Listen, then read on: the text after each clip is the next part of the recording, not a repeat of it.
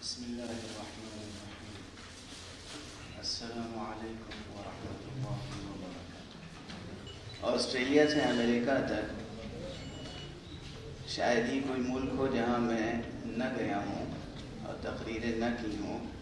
زندگی پوری دنیا میں یہ زندگی بہت تکلیفوں سے گزر رہی ہے. بیماریاں، آپ سب مل کر اگر یہ نیت کر لیں کہ اس کرۂ ارض کو، اس گلوب کو بیماریوں سے پاک کرنا ہے، تو یہ آپ کا ایک بہت بڑا جہاد ہوگا. انسانیت کی بھی خدمت ہوگی اور روحانی خدمت ہوگی.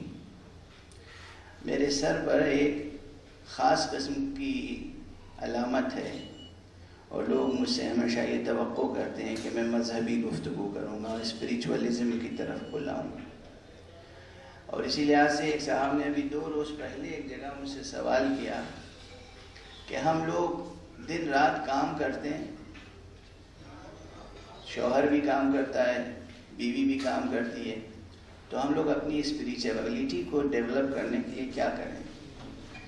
مطلب جا کے مندر میں کتنی دیر بیٹھیں، مسجد میں کتنی دیر بیٹھیں، کتنی دیر میڈیٹیشن کریں، کتنی دیر ہم قرآن پڑھیں، نماز پڑھیں.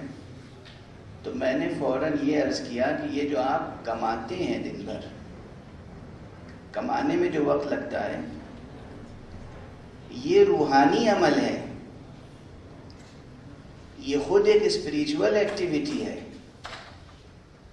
جانور کما کے نہیں کھاتے، وہ تو لوٹ کھسوٹ کے کھاتے ہیں. یہ انسان ہے جسے کہا گیا ہے تم حلال روزی کما کے کھاؤ. تو حلال روزی کمانا ایک روحانی عمل ہے، یہ اسپریچولیٹی کا حصہ ہے. یہ اسپریچولیٹی سے الگ کہاں ہے؟ اگر انسان صحیح طریقے سے جھوٹ نہ بول کر، فریب نہ دے کر صحیح طریقے سے کماتا ہے تو یہ اس کا روحانی عمل ہے.